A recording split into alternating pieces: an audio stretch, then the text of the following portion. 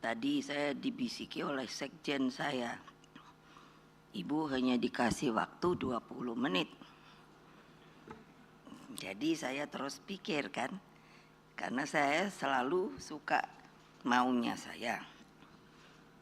Kalau di partai saya bisa sampai 3 jam kasih yang namanya kebangsaan dan lain sebagainya.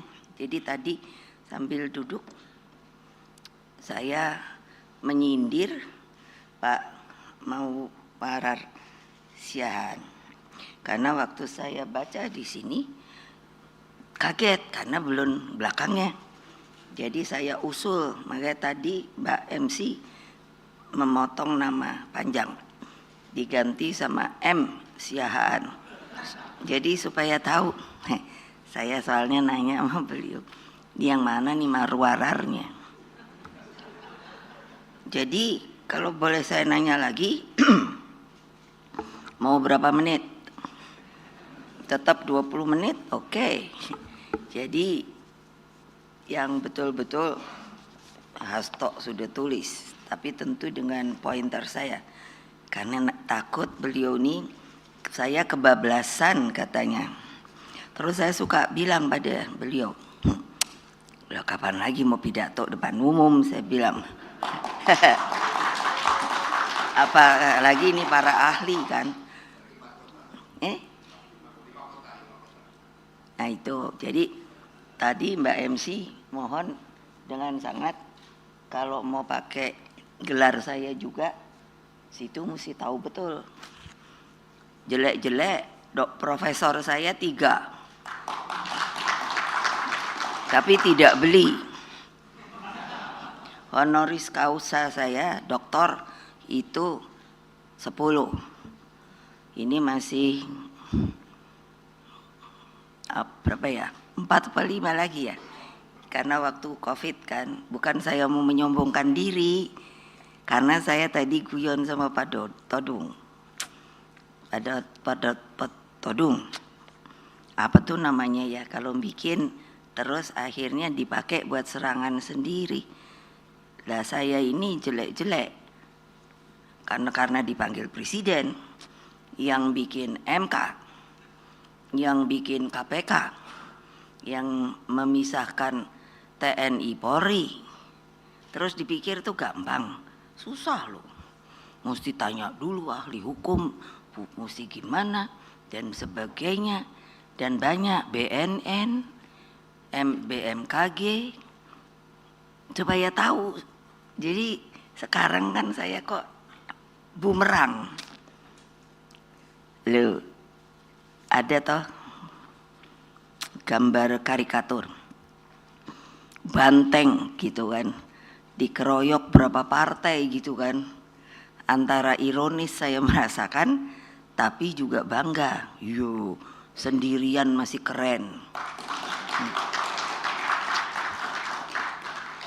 Bapak-bapak, ibu-ibu, karena saya juga ada di BPIP, jadi saya mohon dengan sangat, memang saya berupaya melalui BPIP merubah, karena saya orangnya bukan asal-asalan. Saya cari ke arsip karena saya pernah menjadi paskibraka, dan saya ingat yang membuat lagu Indonesia Raya itu kan Bapak Wage Rudolf Supratman, dan saya pernah mendengarkan ketika Bapak saya juga memberikan selalu langsung tidak langsung kepada anak-anaknya pendidikan kebangsaan. Jadi didengarkanlah itu Indonesia Raya 3 stansa. Pertanyaan, kenapa kalau menyanyikan lagu Indonesia Raya cuma 1 stansa? Karena itu untuk, ini Bung Karno juga, tidak ada yang mikir orang lain. Saya tahu betul. Di Istana Merdeka, kami tinggal di situ 22 tahun. Tiang bendera itu dirubah. Dulu bikinan Belanda. Dirubah oleh beliau menjadi 17 tingginya. Ada seperti bunga teratai, lotus. Kalau dari Buddha itu tempat duduk Buddha, namanya lotus, itu 8. Nah 45-nya itu di bawahnya. Ketika ada seorang namanya Pak Mutahar yang diberi perintah untuk membuat bagaimana menyesuaikan, akhirnya 3 stansanya tidak bisa. Makanya 1 stansa yang terkenal setiap 17 Agustus. Mohon saya minta waktu sedikit, karena kalau enggak kapan lagi saya harus menerangkan kepada terutama generasi muda yang sekarang sudah berada di dalam zona nyaman, yang tidak mau sejarah, tahu sejarah kita, tidak mau untuk apa, sudah merdeka ya merdeka. Menurut saya, tadi saya tanya pada Pak Todung, di sini ada sebutan psikologis, saya pernah kuliah juga di psikologi. Jadi apakah ini adalah sebuah perubahan peradaban dari bangsa kita? Nah ini juga tolong difikirkan. Akibat saya di BPIP, saya mencari kearsip yang real, yang 3 stansa dapat. Jadi dengan BPIP saya mencoba bahwa kalau tidak menaikkan bendera, maka kita harus menyanyikan 3 stansa. Saya sudah minta kepada kepresidenan untuk diresmikan, belum sampai hari ini mungkin tidak digugu ya. Digugu itu apa sih? Tidak diikuti. Karena kalau kita dengar tadi, itulah Indonesia Raya. Tidak, kalau saya maunya nangis terus. Kalau saya lihat mimik kan kayak melongo aja gitu, karena belum meresap di sini. Ketika saya ditugasi karena paskibraka yang pengerek bendera itu berada di BPIP. Ketika di IKN kan, jadi yang pertama saya nanya, berapakah tinggi tiangnya? Karena maksud saya kalau memang mungkin itu harus dilakukan 3 stansa. Tapi ternyata kalau mau 3 stansa itu lebih daripada 17 meter. Nah itu saya tidak tahu ada perubahan apa tidak. Karena kalau hanya 1 stansa menurut saya dari sisi psikologis Pak tidak merasuk ke dalam sanubari bangsa Indonesia sendiri menurut saya. Karena ini katanya kan mau dibincangkan sesuai apa yang di belakang. Oleh sebab itu saya juga ingin dalam setiap acara saya berupaya, karena apapun juga tadi Pak Todung juga sudah mengatakan mengenai Pancasila, Undang-Undang Dasar kita. Jadi saya selalu mengusulkan untuk kalau ada acara tentu seperti ini tidak pernikahan ya. Kalau saya bilang salam Pancasila harus dijawab salam Pancasila. Karena saya merasa untuk mengingat supaya kita meskipun sudah merdeka, saya minta dari ahli-ahli sejarah belum selesai. Berapakah, kapankah, ini Kompas, coba ikut teliti, mulai 3,5 abad kita dijajah, katanya. Saya suruh menggugat pada ahli-ahli sejarah, buktikan. Saya bilang kok enak amat ya bapaknya aja masih sempat ketemu istri, saya bilang 3,5 abad lo dijajah. Terus sekarang anak mudanya ya sudah ibu, kalau sudah merdeka ya merdeka. Tidak ada lagi sebuah arus ke atas bahwa kita dengan susah payah tahu. Saya suruh Hasto dari sisi kesejarahan berapakah korban dari ternyata katanya mulainya tempur adalah abad ke-16 1511, tapi belum ketemu, hanya ada bekasnya. Siapakah yang mimpin? Berapakah yang sampai 65 masih katanya akan dicari korban. Saya sampai bilang sama Hasto, waktu saya diserang kantor saya, Kuda Tuli itu kan terkenalnya, itu sampai hari ini dinyatakan hilang itu 23, tapi sampai hari ini tidak tahu kemana. Saudara-saudara sekalian yang saya cintai, salam Pancasila. Salam Pancasila. Kalau mau dirubah lagi Pancasilanya apa? Makanya saya teriak-teriak supaya pada ingat, kalian bisa ada di sini dulu apa bisa ada? Ada hotel, enggak. Orang pada mati. Ada 2 orang. Itu kan nanti dibilang, oh Ibu Mega tuh melankolis saja bisanya. No. Ada 2 orang bilang pada Bung Karno. Nanti saya kasih ini ya.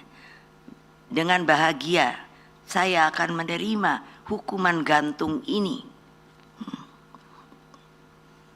Mati syahid. Apakah ada? Sekarang hanya bisanya bagaimana berkuasa, bagaimana cari duit. Saya kan tadi bilang ini bumerang. Lah polisi, lah saya mau ketemu Pak Sigit aja. Katanya banyak, Ibu jangan panggil Pak Sigit, ngapain? Orang dia lebih budak dari saya. Saya mau ketemu aja nggak berani sampai hari ini. Berarti apa? Saudara-saudara sekalian, tadinya saya mau teriak merdeka, merdeka, merdeka. Ntar yang di sini karena saya harus lihat toh. Nanti kalau suruh teriak merdeka apa menggerutu. Orang sudah merdeka kok suruh teriak-teriak merdeka. Supaya di dalam hati sanubarimu, kamu adalah warga negara Indonesia yang merdeka. Kalau tidak dijajah lagi, bisakah kita mengadakannya di sebuah hotel? No. Ingat, saya udah tua loh. Bulan depan saya umurnya 78. Kalau sekarang dulu berapa hari lalu 1 tahunan ini saya selalu bilang saya temannya James Bond 007. Nah, coba bayangkan nggak ada yang bisa kayak pidato seperti saya ini. Saya dengarkan, aduh lemes deh saya. Jadi dari sisi psikologis yang saya juga ingin tolong bantu saya. Bagaimanakah yang harus membuat seseorang dengan pergumulan yang dapat betul menjadi seorang leader. Bung Karno, saya kan kebetulan kenal semua. Bung Karno, Pak Hatta, Pak Sahri, semua tuh kan dipanggilnya Bung, Bung, Bung, Bung. Saya tanya pada ayah saya, why? Supaya tidak ada batas. Wah, kalau sekarang kan seperti saya aja presiden kelima, kadang-kadang saya ya kok kesel ya. Baru mau duduk sudah datang tuh orang kalau dilihat. Tapi ya saya udah diem, itu kan protokoler. Kalau mau berdiri liwat gitu, nanti kan langsung lagi ada yang duduk tentara atau polisi langsung berdiri. Siap, hormat. Tapi kan lama-lama saya pikir nih, ini kan apa sih? Proforma itu loh. Kalau kapan-kapan diundang dong saya kalian saya ajari sampai 3 jam 4 jam sampai tinggal kalian udah kelenger apa belum lo ya. Itu ada Seno anak muda dulunya, saya terus senang. Aduh ada juga nih penerus, kalau enggak tua-tua melulu gitu mau jadi apa. Pertanyaan saya untuk didengar bagi mereka yang masuk ke dalam partai, apa gunanya partai? Bung Karno mengatakan ketika beliau sudah ikut Pak Cokro, makanya baca sejarah, maka beliau bilang tidak ada bisa mengorganisir massa. Nanti kalau dibilang massa komunis, tidak. Supaya tahu juga, MPR sekarang sudah mencabut tabnya yang dibikin oleh Pak Harto. Bagaimana Bung Karno itu dikatakan seperti tanda kutip pengkhianat negara. Masuk akal apa tidak? Silakan berpikir yang logik objektif. Ayah saya pada waktu itu presiden pertama, juga mungkin pertama terakhir, karena dijadikan presiden seumur hidup. Terus TAP itu mengatakan Soekarno itu pengkhianat, akan seperti mengkudeta. Lalu yang dikudeta siapa? Ayo, yang dikudeta siapa? Bung Karno. Lucu tau. Itu artinya Pak Harto karena kekuasaan lupa dia. Yang mau dikudeta oleh siapa yang berkudeta adalah orang yang sama. Lalu dibilangnya bekerja sama partai terlarang komunis. Pertanyaan saya, kenapa Bung Karno bisa dijadikan presiden seumur hidup? Karena mana mungkin Bung Karno kalau mau cari teman yang terlarang. Pakai logika. Dan menurut saya sudah bilang bahwa semua pikirannya, idenya, dan lain sebagainya sudah bisa. Nah, tolong untuk Kompas untuk disebarluaskan kembali. Sudah bisa? Saya sudah mulai. Supaya rakyat Indonesia dimanapun kamu berada, kamu seharusnya mengetahui ide gagasan dari presiden pertama kamu yang telah dijatuhkan dengan cara yang tidak baik. Apakah, nah ini ada terusannya ke sini. Apakah yang ditulis di sini itu akan terjadi lagi? Terserah. Saya selalu bilang, kalau kalian sudah nyaman lalu takut, terserah. Saya hanya menitipkan apa kata-kata saya yang saya omongkan karena saya dapat dari Bung Karno. Gak ada Bung Karno, gak ada negeri ini. Tahu kenapa? Saya sampai bilang sama ayah saya, kesian Bung Karno, gak pernah pacaran dia. Pacarannya sama penjara. Ketika dia membuat sebuah partai pertama, kalau tidak salah itu yang kedua mungkin, tapi kalau saya ingat itu pertama, Partai Nasional Indonesia, apa hadiahnya? Keluar masuk penjara. Apa itu enggak gagah? Menurut saya itu seorang berwibawa. Oleh sebab itu Pak Todung dan lain sebagainya, tolong pikirin, bantu saya. Untuk menjadi seorang presiden di Republik Indonesia ini ternyata tidak mudah. Selain harus pintar, visioner, penuh yang namanya ide, tapi juga cinta pada negerinya. Saya ini sampai bingung. Lah saya iki apa yo salahe? Kan gitu toh, sebagai manusia biasa. Saya nanya, ngomong maunya sama Kapolri. Loh, saya warga negara enggak? Saya kan gitu. Ada, boleh deh cari tayangannya, terbuka. Karena katanya saya mengintimidasi Kapolri. Yeah. No iya, saya kalau ngomong emang gini, tapi cespleng gitu loh. Artinya enggak manis-manis, enggak dak gitu. Kenapa? Loh itu kebenaran. Orang kan sekarang senangnya poles-poles. Saya enggak, karena bukan buat saya. Bagi diri saya sudah selesai. Ini bangsa dan negara saya, titipan dari bapak saya. Nah, jadi omongan saya enggak mau didengarkan enggak apa-apa. Tapi kalau tidak didengarkan, saya yakin Indonesia akan menjadi dikuasai lagi oleh siapa? Dipikir penjajah nggak ada, masih tetap ada. Tapi tidak dengan cara dulu. Pasti bisa dengan teknologi dan lain sebagainya. Silakan, mau jadi orang dijajah, saya ndak mau. Saya bilang sama anak cucu saya, jangan sekali-kali mau dijajah kembali. Kita adalah negara di antara negara di dunia, negara yang merdeka. Lah, tepuk tangan aja kan kelihatan loh nggak meriah. Itu menunjukkan di sininya loh. Betul. Jangan lupa, saya bilang saya pernah kuliah di psikologi. Kalau saya lagi gini, itu saya lihat, saya kritik makanya Mbak untuk membetulkan.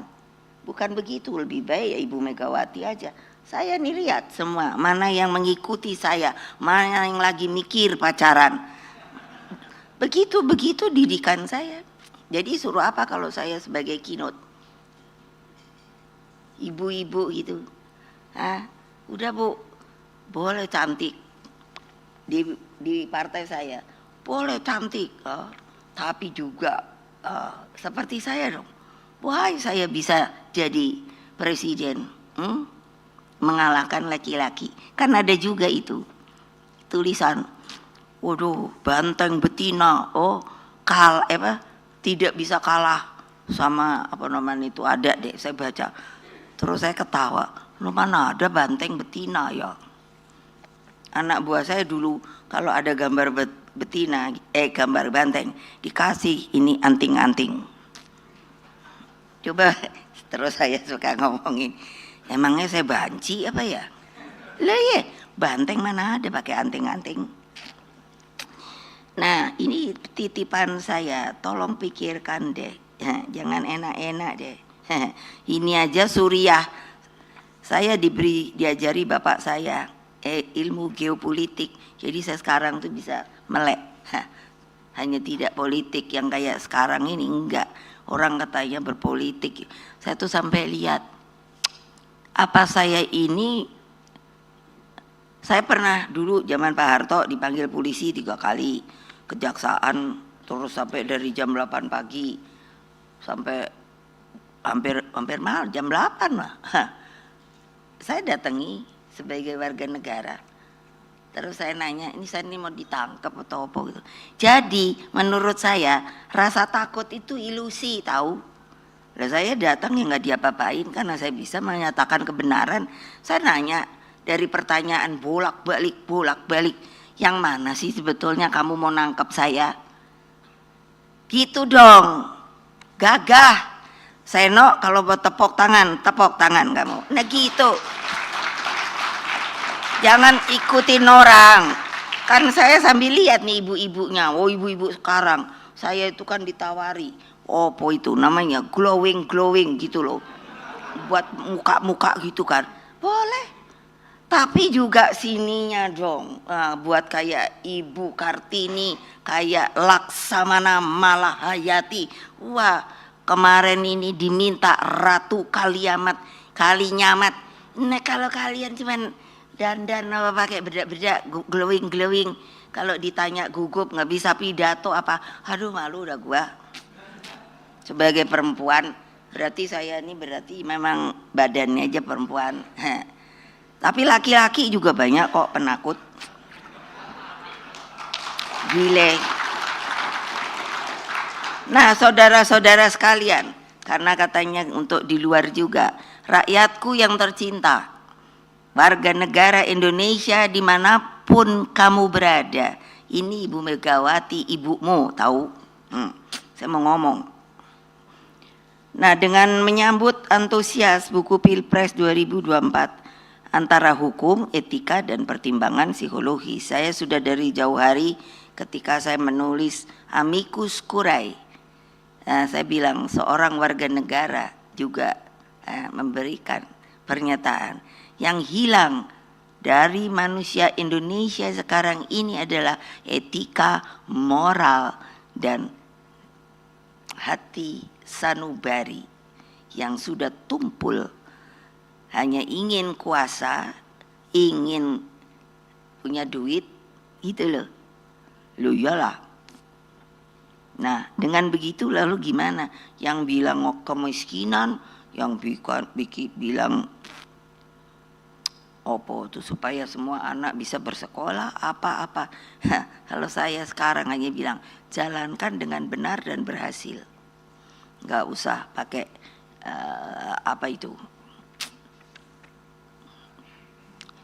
apalah ya namanya itu ya, hanya ngomong doang lah gitulah. Iming-iming atau apalah entah. Mau udahlah jalankan aja lah. Saya 2 tahun wapres. Tapi saya kalau boleh ngomong, acting presiden. Karena apa? Disuruh sama Gus Dur ke sono.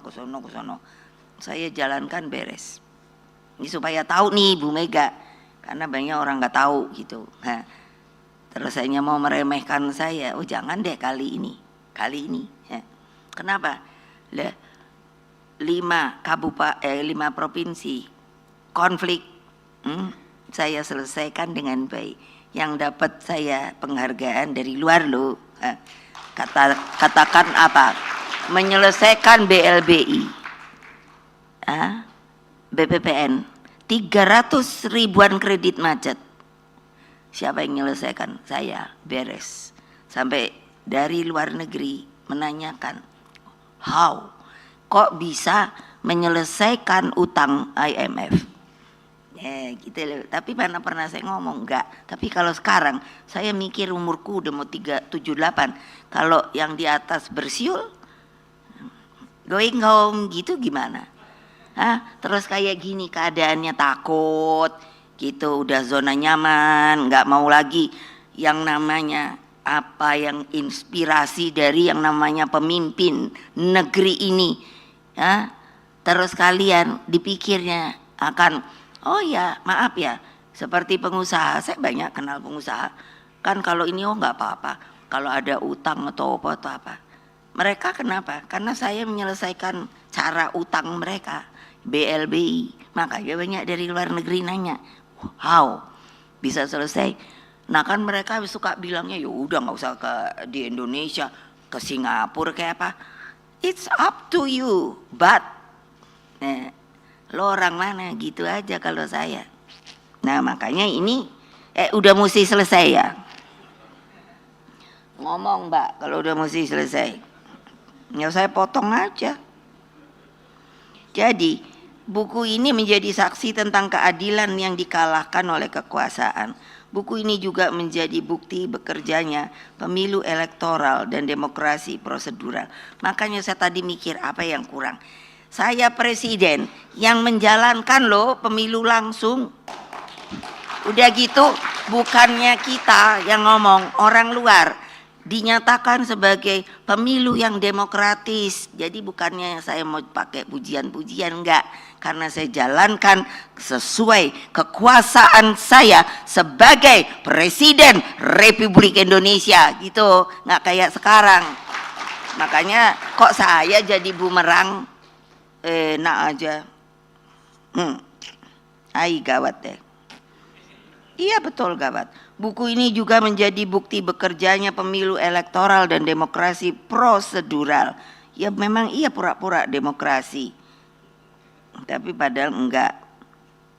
Mereka yang merasa tolong akulah, enggak bisa ditutup-tutup, karena namanya kesalahan enggak bisa diperbaiki, pasti ada buktinya.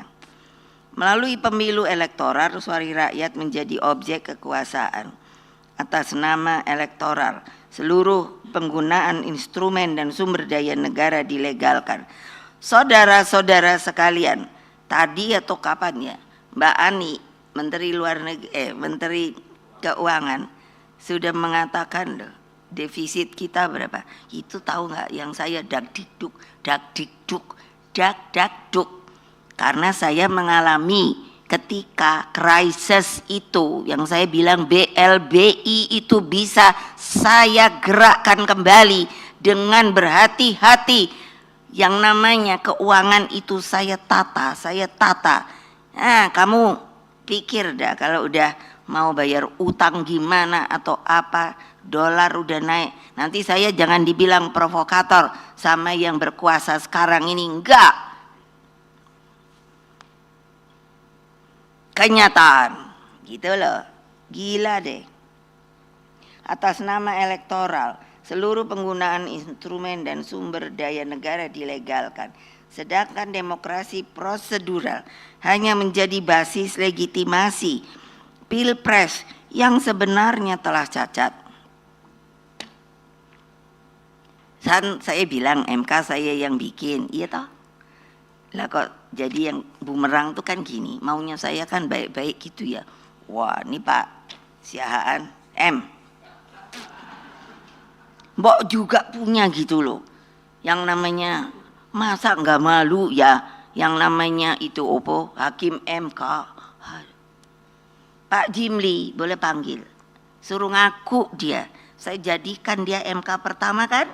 Saya Presiden Republik Indonesia sampai saya nyari sendiri gedung untuk melihat MK itu, Mahkamah Konstitusi itu berwibawa di dalam ring 1 loh, di daerah jalan opo kuwi. Nah itu saya yang nyari. Pak Jimli, kamu jadi jaga ini supaya tetap berwibawa. Hai, sekarang melehek. Bilang, udah ada, kalau jadi hakim jangan dah terima duit. No, pada diem tau, nggak berani gitu. Mbok bilang, iya itu bener bu gitu. Pada diem, lihat takut. Duh, saya ngomong bener. Loh, padahal saya bilang itu Pak Jimli suruh panggil. Oh iya mbak gitu, iya loh, udah keren loh kamu. Kenapa sih dibikin MK? Karena waktu itu saya tetap minta reformasi. Bahwa MPR itu jangan diturunkan kayak sekarang. Tapi pada nggak mau, nggak tahu kenapa. Saya bilang itu tentu harus menjadi tertinggi, gitu loh. Majelis Permusyawaratan Rakyat. Jadi makanya jangan pakai pendek-pendek itu. Beda dengan Dewan Perwakilan Rakyat. Majelis aja kan udah kerasa gitu. Wah ini pasti orangnya tuh, wah saya mikirnya gitu. Dan itu urusan ketatanegaraan gitu maunya saya. Gak ada ya sudah, Mahkamah Konstitusi ya kayak gitu juga gitu. Nanti kalau ada yang mau ini komplain terus saya mau ditangkap sama polisi, nah saya akan suruh anak buah saya ikut. Ketika saya dulu dipanggil ke kejaksaan, mereka pada nungguin saya, diam kamu di kejaksaan. Kalau nanti ternyata ibu mau dihukum, baru kita lawan. Lawan loh. Demi apa? Konstitusi yang sekarang sudah dijelek-jelekkan, tapi nggak ada yang berani ngomong. Gitu. Emangnya presiden dibikin oleh siapa sih? Ayo saya nanya, jawab kalau berani. Ya makanya gitu loh.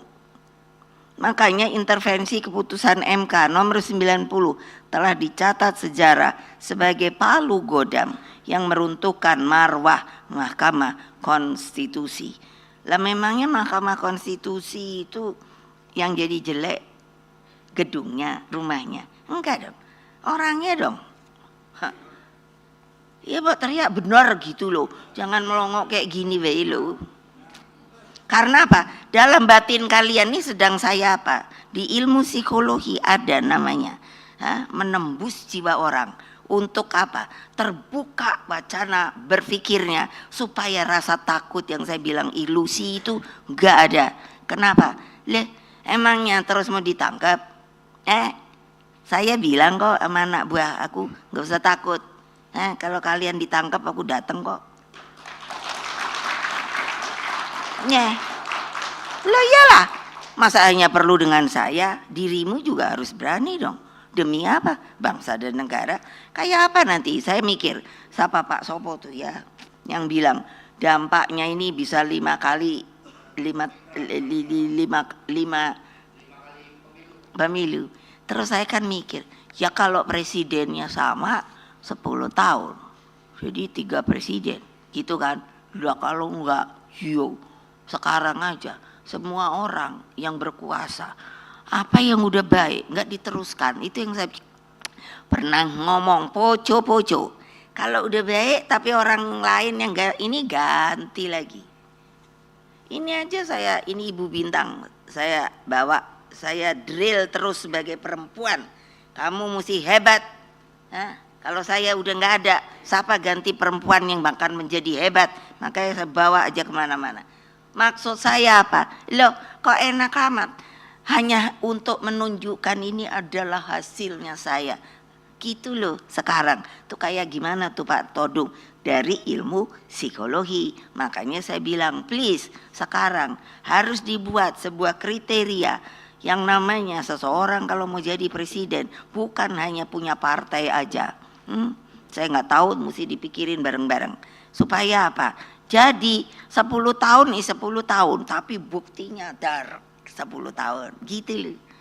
Hai, gawat deh. Republik ini nggak ngeket. Nah ini, hai, Pancasila dan konstitusi tidak mengenal keadilan elektoral. Itu udah namanya Pancasila, boleh sebut aja deh. Keadilan ya keadilan, gitu loh. Itu yang nggak ada dalam pikiran orang sekarang. Semua mau naik pangkat supaya gimana ya? Oh ya, harus nurut sama orang berkuasanya supaya dapat reward. Setelah itu di situ kan supaya gampang ya tempat itu, bahwa ada duitnya apa enggak. Kenapa saya bisa tahu seperti itu? Pengalaman. Saya ini multi pengalaman untuk republik ini loh. Jadi saya tahu orang ini kayak gini, oh orang ini kayak gini. Hai, gawat loh. Keadilan ya keadilan, tidak ada makna atau tafsir lain. Keadilan lahir dari pemikiran jernih, hati yang bersih dan lepas bebas dari segala bentuk kepentingan. Jadi harus juga selesai sama diri. Lucu gak? Boleh dah saya ngadu. Jadi saya tuh mikir, oh kayak gitu, saya tadinya nggak tahu. Saya disuruh pegang, namanya juga BRIN, Badan Riset Inovasi Nasional. Tadinya saya pikir kalau gitu gaji saya dua dong gitu. Nggak taunya cuma satu, coba. Ya, aku bilang, jadi saya ini nggak ada gaji, kata Mbak Ani, karena Mbak Ani juga ex officio masuk. Nggak ada Mbak, katanya. Kalau lagi berdua, kenapa nggak ada? Lah terus saya nganggur gratisan. Ya gitu. Wah kalau gitu mau ngomong dah, aku mau ini resign gitu kan. Nggak boleh, tapi nggak boleh gaji. Yang lebih lucu supaya tahu, saya wapres presiden, terus kan nanya ya otomatis pensiun wapres sama presiden itu ngambil di mana gitu kan, karena saya kan nggak pernah ngurusin. Terus dari seknek, ibu harus milih, maksudnya iya karena pensiun tuh satu loh, jadi saya selama wapres itu loh terserah ibu mau yang mana. Ya saya juga mikir dong, nggak taunya antara wapres sama pensiun presiden bedanya cuma sauplek. Nah lo jangan ketawa, lo biar tahu kalau jadi presiden dipikir enak, bener gak?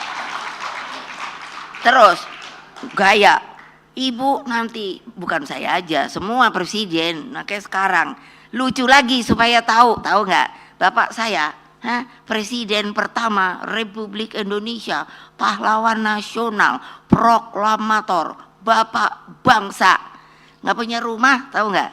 Rumah dari pemerintah, ini lagi diurus nih. Aku bilang gile deh Indonesia nih, keren tau.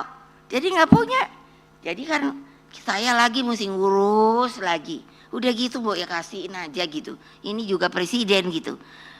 Gitu aja ngurus aja. Segala semua jadi birokrasi itu mungkin panjangnya berapa kilometer. Lo ya dong, itu hak. Betul apa tidak? Awas lo ya kalau nggak teriak-teriak. Nanti hak kamu pula saya buang. Gitu. Lo ya lucu deh. Yang jadi sekarang aduh capek banget sih. Udah nggak, tapi itu udah dicabut, sekarang mesti ngurusin rumah lah, gaji nggak pernah diberikan ternyata, karena waktu itu ada tap itu bahwa Bung Karno adalah pengkhianat bangsa, bre. Aku bilang pada gila deh nih orang. Apa sih sebenarnya orang udah tahu Bung Karno itu buat negara ini, kalau nggak keluar masuk, yang saya bilang dia nggak pacaran masa mudanya. Kasihan banget deh bapak saya. Nah jadi mesti gimana dong? Jadi keadilan lahir dari pemikiran jernih, hati yang bersih dan lepas bebas dari segala bentuk kepentingan. Frasa pertama dalam setiap keputusan hakim selalu diawali dengan demi keadilan berdasarkan ketuhanan yang Maha Esa. Lah saya tuh yang suka mikiri tau, dia tuh ngomong kosong doang apa biaya. Lah saya aja juga disumpah dengan yang namanya apa toh, satu lagi, kalau kita sumpah sama janji jabatan itu lebih ringan janji jabatan. Tapi kalau sumpah kan pakai Al-Qur'an lah, sinilah. Kalau dari Hindu ada apalah, dari Kristen, lupa ya, Masya Allah. Hah? Sampai saya kepingin tuh datengin tuh Pak hakim-hakim. Lo jangan jadi hakim lo. Kalau rasa kemanusiaan kalian gak ada, enak aja ketok, dok. Terus kayak keren gitu, enggak lah. Tulis tuh, bilangin tuh sama segala hakim. Loh, suruh ngomongnya gini, presiden kelima ngomong gitu, yang bikin MK. Nah itu Pak nggak bumerang sama saya. Maaf ya, saya sebut nama. Saya waktu sopo namanya itu, Pak sopo? Usman siapa namanya? Lah ya, kan saya juga bingung ya. Ngapain dia yang jadi? Sopo dia? Saya belum tahu loh. Saya nggak ngurusin kan. Tapi kan saya kalau lagi kepingin tahu pasti berhasil. Dibilang, oh beliau begini. Terus saya pikir, ya saya rasanya, tahu deh. Yang namanya hakim-hakim MK yang senior, yang bagus. Saya garuk-garuk kepala. Nah setelah tahu latar belakangnya, saya mulai mikir ini ada opo toyo. Nah itulah yang saya sebut tuh MK nomor 90 ini Tan. Lah kok gitu loh, gimana sih? Mbok ya gagah gitu loh. Sampai ingat yang nyariin gedungnya. Sampai saya pikir gimana yang ngebalikin gedung tuh biar jadi gedung apa, nggak usah MK ditaruh di mana gitu. Lo bener dong. Capek presiden masuk nyariin gedung. Kan udah aja suruh sopo kayak seknek ke opo. Seknek aja tahu nggak? Tadinya entah mau ditaruh di mana. Saya bilang enak aja. Ini lembaga yang bermartabat loh. Aku bilang iya. Nanti aku mau ketemu bilang sama Bang Jimli. Bilangin tuh sama warganya. Jangan gitu dong. Ayo kalau udah diambil lagi gedung MK mau apa ayo? Ya ketawa lah Pak. Lo ya betul dong. Kita ini mesti punya martabat loh. Udah dijadikan sebuah pengadilan kan, betul nggak? Iya, dengan palu yang kayaknya keren gitu. Dulu tahu nggak? Saking saya mikirnya MK gitu ya, jadi kan wah gitu. Palunya, tak untung nggak jadi. Mau saya lapis emas tahu nggak? Bener loh. Wow, supaya lain sama yang lain pengadilan kan. Aduh, untung nggak. Lah ya untung enggak. Benar loh, saking saya tuh kayak bapak saya tuh kan seniman, kita tuh jadi kecipratan lah. Jadi kan maunya keren-keren gitu. Hai, aku lihat terus saya menyesali nasibku sendiri. Ngapain gua digituin ya? Padahal gua bikin keren-keren loh. Nggak ada yang nolongin saya, semua bungkem. Kalau saya bilang sama Pak Ahok, dulu kan dia tuh cerewet banget, makanya lu jadi masuk penjara, tahu? Gue bilang. Gara-gara, jadi kalau ketemu saya, sampai hari ini kan ngikut di partai. Kalau ketemu saya, Ibu, gitu loh, saya itu sebelum, karena saya selalu kalau dulu langsung gini. Saya suruh pakai selotip supaya jangan banyak ngomong gitu. Terus kalau sekarang kebiasaan, jadi kalau ngelihat saya langsung ya gitu saya. Gila nggak? Ada orang bagus-bagus digituin. Gila dah. Saya nggak takut. Saya begitu. Tadinya mau dimasukkan tahanan mana? Ini supaya saya nggak semuanya ini. Supaya tahu deh. Ini republik kita, tahu? Bukan republiknya seseorang. Waktu Pak Ahok, lah saya bilang Nora nggak salah. Ternyata kan benar dipotong-potong sama namanya Buniani. Dia pula masuk ke tahanan. Ya iya. Terus wah, yang namanya Kak Hakim. Terus suruh masuknya ke situ Pak, Ngediku. Cipinang. Saya diam-diam ngikutin tuh. Mana ada Pak tadi Pak Jarot. Mana dia? Nah, yang saya perintahkan kan terus diikutin. Nah, digebukin sama kriminal ini si Ahok. Jadi masuk 5 menit, udah gitu diam-diam suruh jalan belakang. Ditaruh, aku minta di polisi. Lo taruh nih orang karena saya tahu. Saya punya rekaman aslinya. Bahwa dia tidak menghina seperti itu. Dipotong-potong, ternyata benar. Baru keluarlah dia. Saya sering datang tuh ke tahanan di situ polisi. Nanti kalau saya datang sekarang ke sono, saya pula yang ditahan. Gawat dah. Lah ya benar nggak? Kan namanya apa? Sukarela. Lo kalau dipanggil kan sampai 3 kali, kalau nggak baru ditangkap toh. Ya, karena ada panggilan, terus mesti datang. Lah saya selalu datang sukarela. Waktu dipanggil sama polisi ke Komdak lah. Terus ada tuh ini mesti tahu nih mainannya polisi. Apa tuh namanya? Kapolres Jakarta Ngedi. Tahu-tahu saya dipanggil. Ya saya datang aja toh. Saya nih tahu nggak? Warga negara mestinya dapat pelakat topo gitu. Warga negara terbaik di Indonesia. Dipanggil polisi, oke. Udah toh. Terus ditanya nih, pakai dulu kan masih ketikan toh.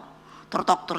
Jadi bolak-balik. Jadi saya nanya sama adik polisi yang ketak-ketik ini. Ngomong-ngomong, benernya ngapain sih? Udah tak jawab semua. Dianya terus bilang, Mbak, karena saya lihat Mbak baik, tapi berdua ya. Loh ya, saya boleh tahu dong, saya dipanggilin toh apa toh? Gitu. Apa coba? Sebenarnya ini rekayasa. Kenapa? Yang namanya Kapolresnya itu sudah masuk nominasi untuk jadi ajudannya presiden. Coba supaya tahu loh. Nanti pasti gerah na polisi. Jangan gua coba-coba ditangkap ya. Dia loh. Masa gitu zaman saya tuh masih PDI-an. Itu. Terus yang saya seneng apa? Karena saya warga negara yang aturan. Jadi presiden kan? Iya. Yang namanya Kapolres itu jadi Kapolda di mana lah entahlah lupa. Saya presiden tuh. Waktu baru berhenti pesawatnya tak lihat. Itu kan yang waktu itu batin saya. Itu kan yang waktu meriksa saya. Terus aku bilang keren gitu kan. Iya dong turun toh. Kan apa tuh jajaran apa namanya. Apa nah itu kan. Saya kalau udah ibu paling bodoh kalau udah singkatan-singkatan. Karena udah saya pikir otakku yang pintar masa penuh dengan singkatan. Jadi males. Jadi saya suka nanya. Ini yang apaan itu toh gitu. Itu ini gitu panjangnya gitu ya. Terus bener kan? Keren dong, turun dong Presiden Republik Indonesia kelima. Dia katanya kelihatan kayak udah bingung kan. Kapolda kan semua gubernur gini. Salaman sama gua. Saya terus pikir, aku salamin apa enggak ya? Gitu kan. Loh iya dong. Kan bisa saya jahil. Tapi saya pikir kasihan nih Kapolda kan. Belum tentu semua orang tahu. Salaman. Apa kabar Pak? Keren tau. Aduh nih sandiwaranya Republik Indonesia. Supaya kalian tahu. Tepuk tangan. Gila. Nah kejaksaan. Coba. Gimana? Aku bilang pada gila nih semua. Datang suruh jalan belakang. Padahal aku udah diomongin. Supaya tahu jadi putus-putus dari ini mau ku bacain semua. Kenapa? Supaya kalian tahu. Inilah realita Republik kita loh Pak. Apa? Liwat belakang. Kan namanya Gedung Bundar. Diperiksa di situ loh Pak. 8 aku ingat. Ada satu perempuan, ada satu pakai komis gitu. Kayak kereng ya, udah toh. Ini pertanyaan kan selalu nih, udah ada tulisan gitu. Yang ini nanti yang sembarangan yang mana yang mau ditanya, aku udah jawab toh. Iya, akhirnya kok dari jam 8 pagi kalau saya nggak tanya, ini saya rasa sudah semua saya jawab. Jadi yang mau dicari apa? Saya bilang, para bapak ibu kan, belum selesai katanya, masih ada satu pertanyaan. Nah ya silakan, karena saya ini kan seorang istri, pasti suami saya nunggu, anak saya nunggu, boleh telepon apa enggak, mau sampai jam berapa, Apa langsung mau ditahan gitu? Itu pertanyaan saya. Makanya nggak usah takut, gitu loh. Terus apa? Terakhir Bu, apakah Ibu kenal? Batinku kenal Mas Sopo lagi. Karena ditanya katanya dapat uang, oh dari luar negeri, oh gampang. Minta saya, mana di bank mana saya masukkan uangnya? Nggak mungkin kan bawa karung gituin. Udah, terus pernahkah Ibu kenal sama naga hijau, naga merah? Aku udah langsung ini naik deh udah nggak tahan dah gua sebagai warga negara taat aturan. Lain pakai naga-naga. Jadi duduk saya biasanya gini ya, capek kan berapa jam. Akhirnya saya gini. Bapak-bapak, ibu-ibu yang terhormat. Pertanyaan saya, dari menjawab ini saya mau nanya dulu. Pernahkah Bapak melihat naga? Lah, ayo. Jangan ketawa, itu pertanyaan saya. Mereka sampai kayak mau ketawa tau. Saya udah nggak tahan.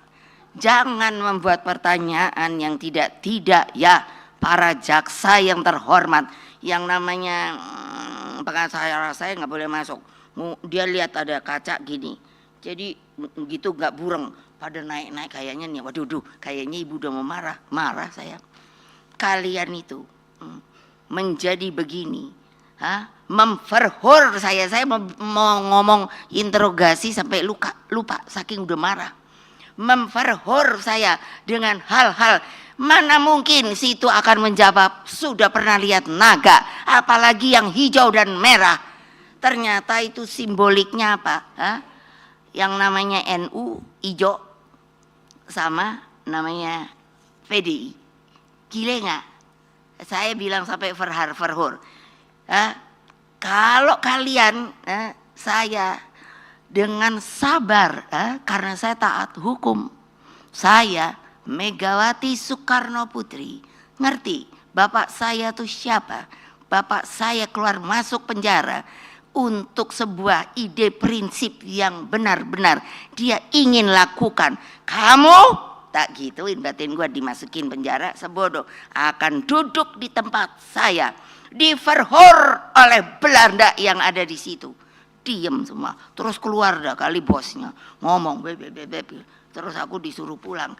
Pak Todung, itu kan republik kita, dengan kepolisiannya, dengan kejaksaannya, dengan mahkamahnya, seluruh hukum Indonesia sekarang ini saya bilang sedang criss cross. Hukum yang benar dimainkan dengan hukum yang dibuat-buat. Tulis itu, silahkan. Saya tanggung jawab. Lah bener dong. Gile. Senang juga tuh saya. Waktu saya presiden, kan apa tuh ada gelar apa tuh? Hari jadi kejaksaan toh? Nah itu kan di ruang tunggu nih. Habis ini saya bacain semua ini. Terus apa? Aduh, kan ada, jadi kan di bawah saya toh jaksa agung ya. Di ruang tuh, Pak sini deh. Saya udah mulai jahil tuh. Pak, dulu yang meriksa saya ada di lapangan nggak? Masa toto pucat langsung bilang siap perintah ibu. Aku nanya kok Pak, kok siap perintah? Ada, mau ibu apakan? Loh ya enggak, orang aku nanya ada di lapangan enggak? Ada ibu, gitu kan. Dalam batin saya, hore, lo hormat sama gua karena kan irup. Dia dong, inspektur upacara. Ya bener dah nggak tahu. Untung saya nggak tahu namanya. Hai, seneng dah gua. Ya kan semuanya hormat, gitu-gitu kan. Wah kan presiden kan dihormati. Dalam batin, syukurin dah lo. Lo iya dong, enak aja. Mentang-mentang kayaknya, ya itu terhormat berkuasa atau apa. Sampai saya bilang, Pak, namanya Pak Rahman kalau nggak salah, iya toh? Saya bilang, Pak bilang sama dia, ntar juga pensiun Pak, nggak ada umur yang panjang. Nah kalian supaya tahu gitu, kenapa sih saya digituin mau? Karena saya cinta negeri ini. Kenapa saya mau datang ke sini? Karena saya merasa umur saya mungkin nggak tahu sampai kapan. Terus kalau ke negaraku masih begini aja, orang penakut, zona nyaman, maunya kuasa, nyari duit, jabatan, duit apa ini. Nah, terus tahu-tahu Ibu Ani bilang gitu, gimana saya nggak perih ya? Gimana saya nggak perih ya? Hah? Yang namanya negara dibuat dengan keluar masuk bapak saya, hah? Dengan namanya kalau nggak salah dari 1511 abad jadi ke-16. Kalau nggak salah dari, betul nggak? Apa namanya? Itu perang itu yang meninggal 23 juta. Can you imagine? Dengan sekarang bisa kayak gini, pikir dong, kayak apa itu orang tuanya. Saya ajarin anak-anak saya, cucu-cucu saya, kamu bawa juga ke Taman Pahlawan. Di sana cari ada nisan tidak bernama. Boleh dibuktikan ke Kalibata. Seluruh saya kalau pergi, saya pergi ke situ.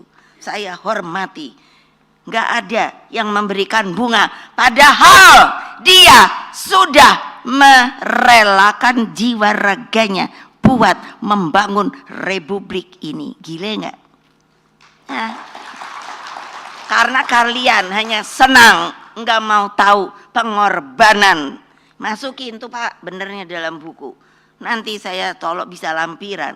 Berapa juta rakyat yang telah berkorban untuk berdirinya yang namanya Indonesia Raya. Insaf. Insaf. Keluar dari sini insaf. Tak liatin. Sambil gini kan saya mulai mengenal orang kan. Nggak ngerti nama tapi saya tahu. Saya katanya ini saya tinggi gitu. Karena juga saya katanya punya ini photographic memory, boleh tanya sama psikolog. Jadi saya tuh suka gini tuh lihat teret gitu. Bukan niat apa-apa, cuma saya ingat gitu. Saya pernah ketemu orang ini gitu. Itu kelebihan saya, makanya kenapa saya diberikan sampai gitu gelar-gelar. Saya suka nanya, nanti kalau saya dipikir saya beli gimana? Yang ngasih ini, saya suka tanya sama yang ngasih. Ya tidaklah, ini semuanya otentik. Itu, nah gitu.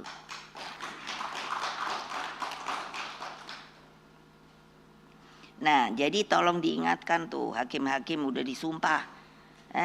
Saya bukan Gusti Allah. Dengan sumpah pakai Al-Quran kalau Islam. Artinya kan dia bertanggung jawab ke sana loh. Jangan lupa. Lo ya bener. Lo bener lah omongan saya. Kalau enggak ya jangan mau disumpah. Tapi berarti nggak jadi hakim, no. Kenapa disumpah? Kan saya suka nanya. Karena dia harus mencitrakan keadilan. Aduh, aku bilang gile ya. Kok cantik banget, nggak takutnya dakdok. Palu godam.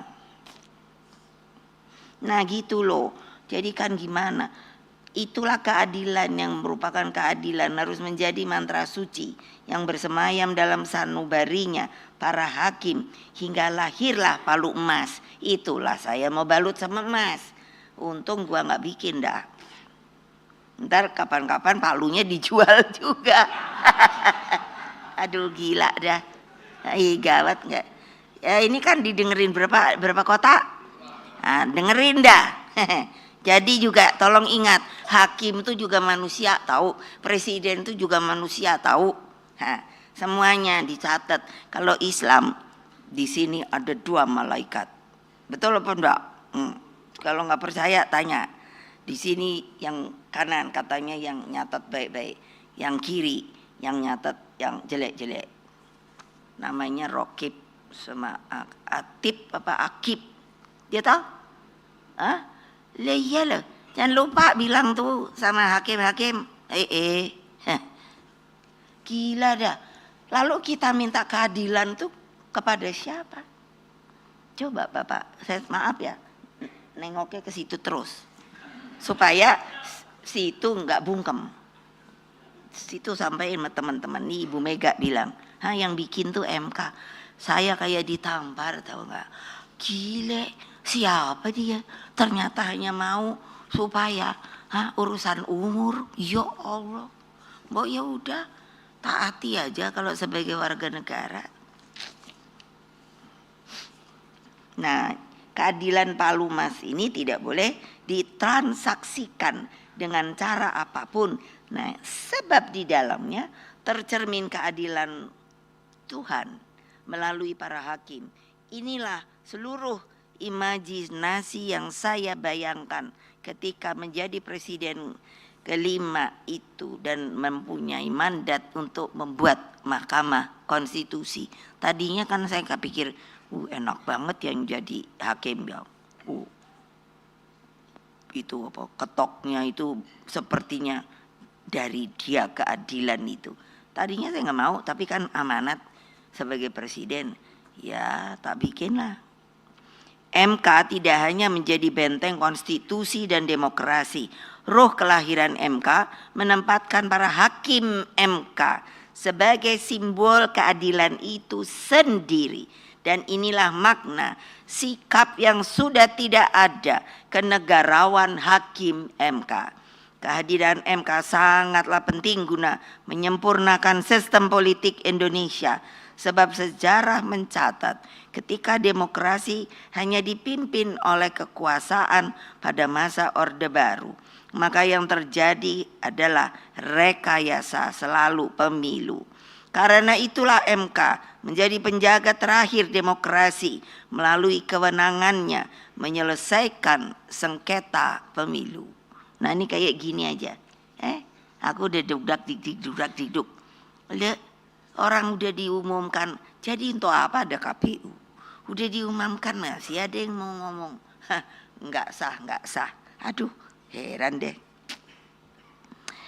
Kekuasaan otoriter Orde Baru telah melahirkan krisis multidimensi tahun 1997.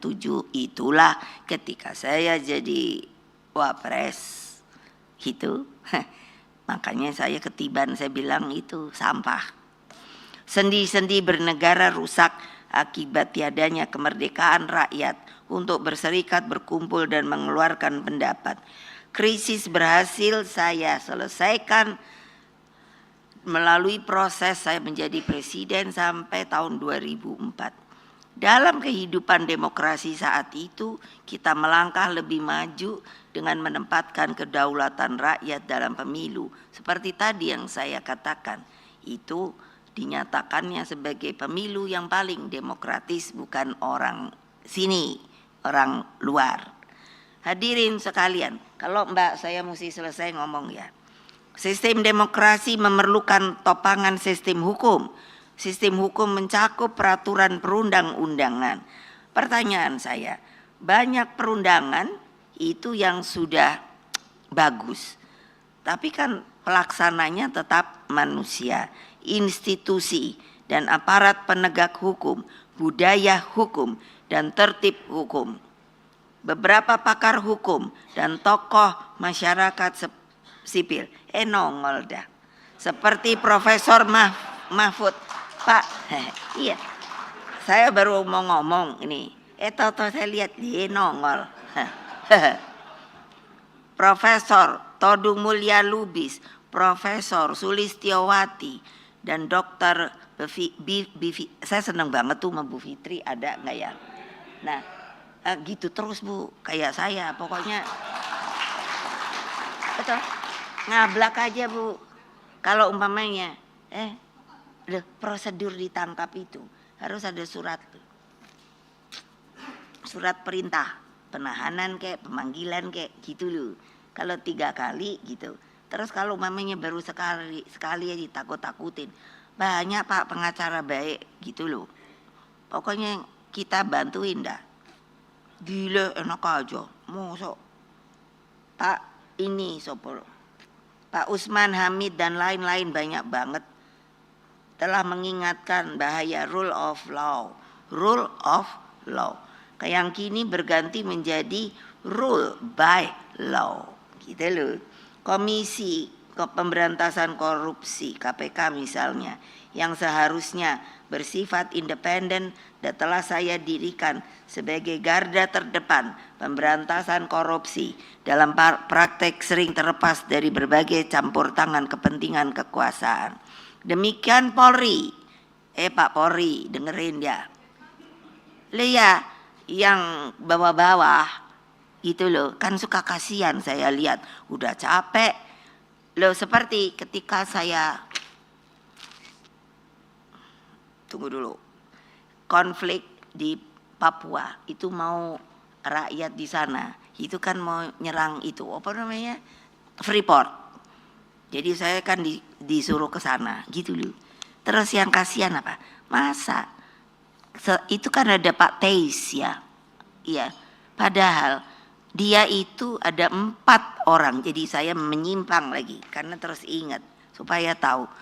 Ada 4 orang, Pak Frans Kaisepo, Pak kok bisa lupa, Pak Teis, ada 2 lagi, tadi kemarin udah ingat, sekarang lupa lagi, yang menjadi penggerak, yang disuruh oleh Presiden Soekarno mematangkan untuk perebutan Irian Barat. Lah, tapi yang anehnya gak ada loh jenderal itu yang ditangkap. Selalu kan kerocok yang ditangkap.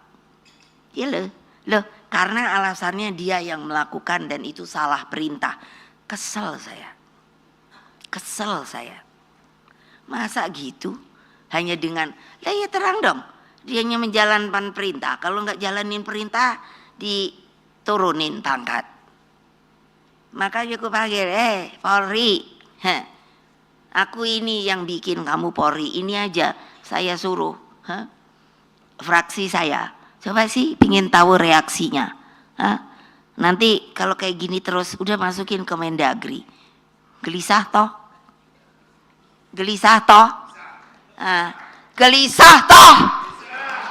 nah udah pada minta, udah tetap aja Polri ya Polri, gimana saya nggak segini, biarin tuh jangan dipotong ya kalau gini ya saya, sama TV tuh, ya gila dong, gimana sih maunya, coba pikirkan, ya, coba saya kan lihat kok pangkatnya apa yuk, apa ya saya ini suka lupa pangkat pula, kalau kombes itu kan koyok kolonel ya, nah kalau nah, apa gitu ya, enggak bawah lagi apa orang polisi lo, bukan, kalau polsek itu apa kira-kira,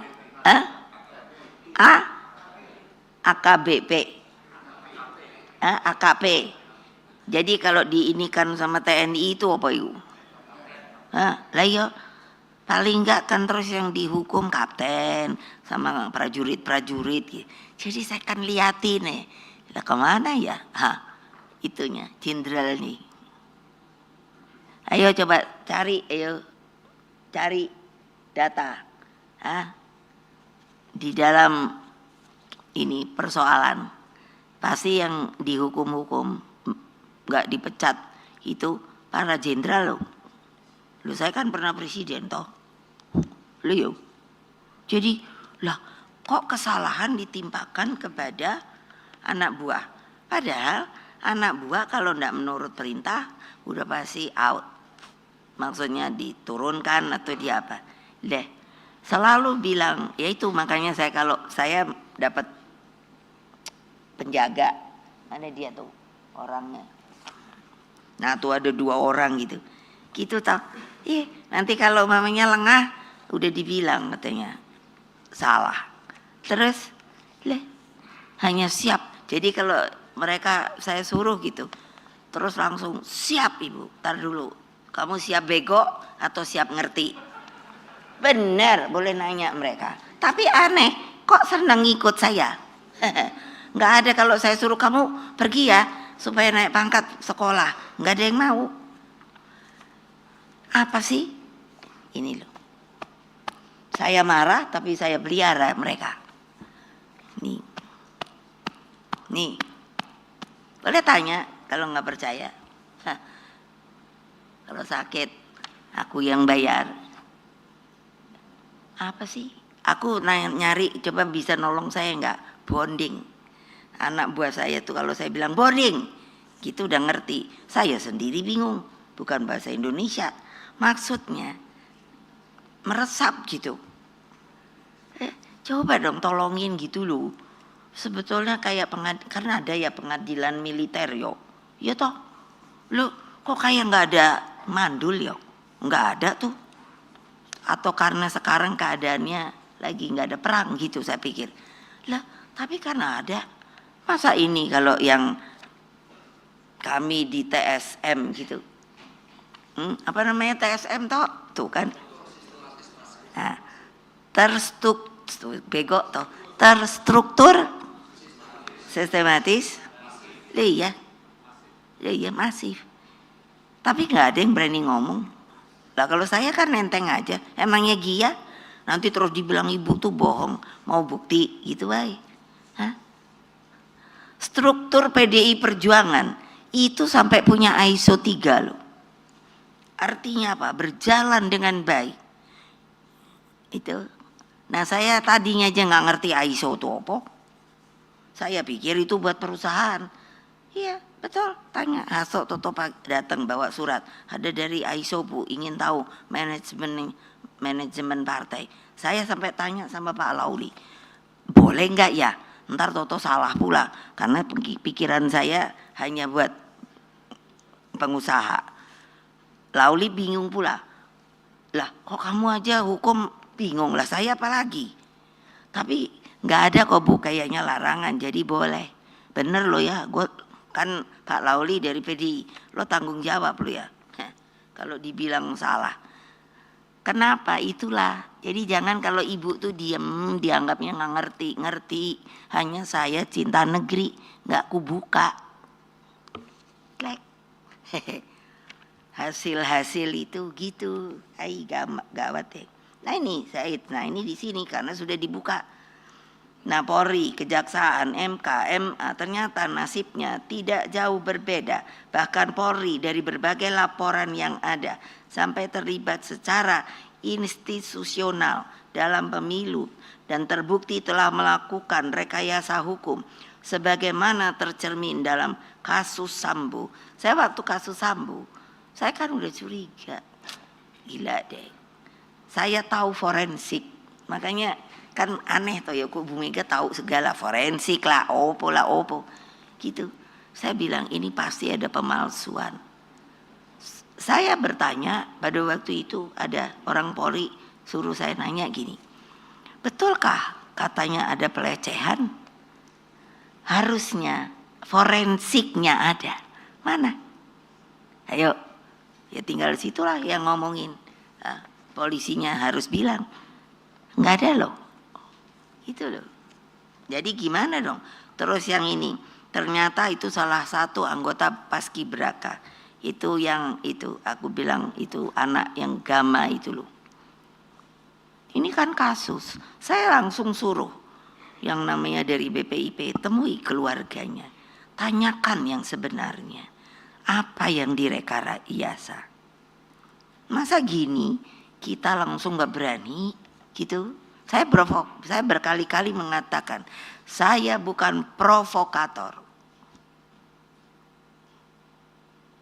Kalau provokator itu banyak tanpa bukti, cuman ngomong doang. Inilah yang saya khawatirkan, bahwa tanpa sistem hukum yang berkeadilan, Indonesia akan selalu berada dalam jalan kegelapan.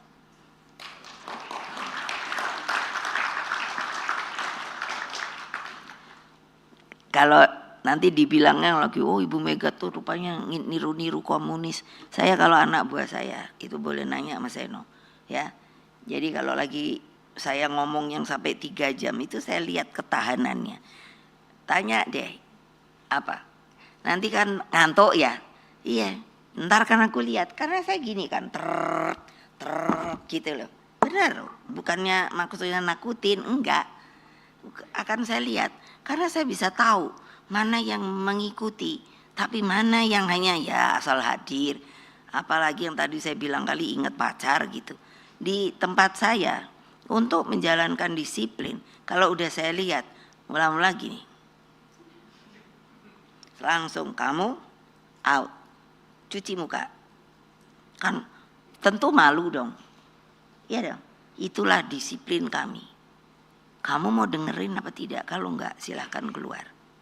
Berapa kali perempuan juga ada, kesian juga kan. Tapi siapa suruh jadi anggota partai gitu loh.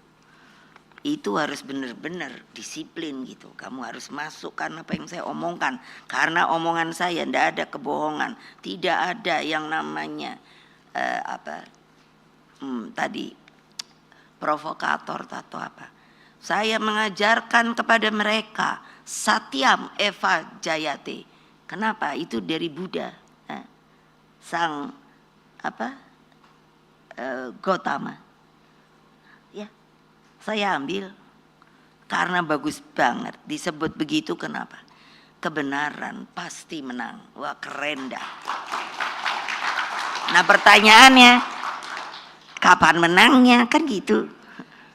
Enggak tiba-tiba kan muncul. Kita yang mencari kebenaran itu ini di tempat ini. Kalian kalau mendengar saya, kita harus cari kemenangan dalam kebenaran. Nah, hadirin sekalian, rakyat Indonesia yang mendengarkan saya, bangunan sistem demokrasi, sistem hukum, dan sistem kepartaian yang sehat harus menjadi penopang tata pemerintahan negara. Dalam sistem inilah seluruh peradaban bangsa dibangun. Jadi kan gini, umpamanya akumulasi persoalan tuh, pendidikan, kesehatan hingga kemiskinan, menurunnya martabat bangsa di dunia internasional. Semua yang cinta bangsa ini sering bertanya, bagaimana dengan kebangsaan Indonesia kita? Itu Pak Todung. Jadi menurut saya, masukkan pikiran saya, permulaannya adalah ketika Bung Karno sudah dinyatakan TAP itu dicabut, maka idenya, pikirannya, semuanya harus kembali kita pelajari. Bukan karena saya anaknya, karena saya baca semua. Inilah tokoh-tokoh bangsa. Pak Hatta ekonominya, meskipun perbedaan dengan Pak Sahril itu kalau saya masih ingat umur berapa ya, kira-kira 3-4 tahun, tapi saya kan memori saya kuat. Jadi kalau lagi rapat apalah gitu kayak gini, nanti gantian deh, namanya bapak saya mangku saya, terus udah itu nanti Pak Hatta, saya ingat nanti kalau udah Pak Sahril gitu, jadi kayak muter gitu. Cuman yang lucu, makanya saya sering ingat mereka itu ternyata bahasa Indonesianya rusak. Yang mereka betul, jadi Melayu. Jadi kalau lagi rapat gitu, mula-mulanya yang Jawa bahasa Jawa dijawab sama yang Jawa, yang Sunda saya ingat karena itu saya di pangku-pangku. Terus saya lama-lama makin gede, rapat tuh kayak gitu toh. Tapi kalau udah debat, wah keluar deh hot verdam gitu. Aku tadinya nggak ngerti apa iku yo. Saya nanya, itu kan sebetulnya cercaan toh. Iya, kalau marah. Tapi udah gitu ya ketawa-ketawa gitu. Ibu saya suruh masak segala. That is, jangan dipikir ini nostalgia, tahu. Itulah citra para pendiri bangsa. Berbeda pun mereka tetap akrab. Bapak saya, ketika Pak Sahril sampai mesti ditahan, dia bilang sama Pak Sahril, Bung, semuanya dipanggil Bung kan, Bung, nanti Yai masuk, gitu kan pakai Yai gitu, tapi jangan khawatir, Sus, panggilnya Ibu kan Bu Sahril, Sus, saya dulu pikir itu kue sus apa bukan ya, itu nggak ada yang menceritakan saya, kalau saya udah meninggal. Siapa yang mau menceritakan? Begitulah semangatnya para pendiri bangsa. Mereka penuh dengan cita-cita tidak seperti gini. Siapa suruh saya masuk PDI Perjuangan, membentuk partai? Kok sekarang polisi aja, mbok ya yang partai lain tuh ya digituin, no? Udah betul apa enggak? Ya, dah. Waktu Pak Hasto katanya mau dipanggil, apa mau ditahan, saya bilang, Kapolri, gitu karena nggak mau ketemu, saya ngomong terbuka. Kalau dia ditangkap, saya hitung, apa tuh, apa namanya? Si itu siapa yang gara-gara kamu mau ditangkap nih, siapa namanya? Untuk Harun Masiku, itu tahun 2019. Coba ayo ahli hukum, berani hitung berapa semuanya yang ditahan. Siapa nih? Sampai tahun segini nih, ayo. Kan semuanya diblok. So, what do you do? Gak ada yang berani, nggak berani. Saya bilang, kalau Hasto itu ditangkap, saya datang. Ya, saya nggak bohong. Kenapa? Saya ketua umum, bertanggung jawab kepada warga saya. Dia adalah sekjen saya. Sepi dah. Lalu saya bilang, siapa itu Rosa? Katanya apa? Ininya KPK. Tapi mau sok pakai masker, pakai apa namanya topi apa kuno sing ada depannya ku. Dia tahu? Lah, berarti dia sendiri kan takut karena dia menjalani hal yang nggak benar. Lah, karena Pak Harto digeledah nggak ada yang bisa jadi barang bukti. Dan apa enggak? Terpaksa ini saya harus ngomongkan karena ini adalah adalah tempat pertemuan banyak ahli-ahli, pinter-pinter. Masa takut? Nah kan terus diem. Loh saya bilang, loh si Rosa itu punya surat perintah enggak? Kan yang dianya turun itu kan ada ininya Pak Hasto. Siapa tuh? Si Kusnadi itu toh. Dia disuruh memang bawa tasnya Pak Hasto. Jadi mereka tuh pikir mungkin ada di dia. Loh, tapi kan harus ada prosesnya, no. Nggak kayak ngono, no. Dan ini banyak sekali kejadian, tahu ibu-ibu. Bergerak kalian tuh, gitu loh. Lihat ke bawah, kemiskinan dan lain sebagainya. Jangan hanya dengarkan. Kalian tahu nggak, ibu tuh senengnya nyari orang miskin. Ada bapak, kalau nggak percaya boleh tanya Bu Risma. Apa? Tidurnya di kandang kambing. Aku dikasih anak-anakku tuh maksudnya anak PDI, karena tahu saya suka nyari orang miskin. Yo, nggak salah, beneran di kandang kambing. Iya Bu, kan ibu suruh nyari. Tak panggil Mbak Risma, ambil. Nah, udah dah, jangan mikirin Hermi, Dior apa boleh. Lah iyalah, kan ibu-ibu selalu gitu. Kalau ditanya saya punya Dior, punya. Nanti terus, oh Ibu Mega hidupnya apa namanya itu? Apa itu? Apa? Ya deh, gitu-gitu lambola ya. Gitu. Loh, saya bukan yang bilang kalian nggak boleh kaya, tapi setelah kaya, karena kita bergotong royong, tolonglah di sekitar rumah situ. Berapa banyak aku ini saya pikir ini sahabat jadinya saya kok jadi agen sosial ya.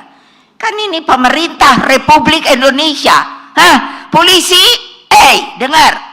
Daripada lo mau nangkap orang yang nggak keruan-keruan, cari juga lo, karena ada sel kamu di mana saja.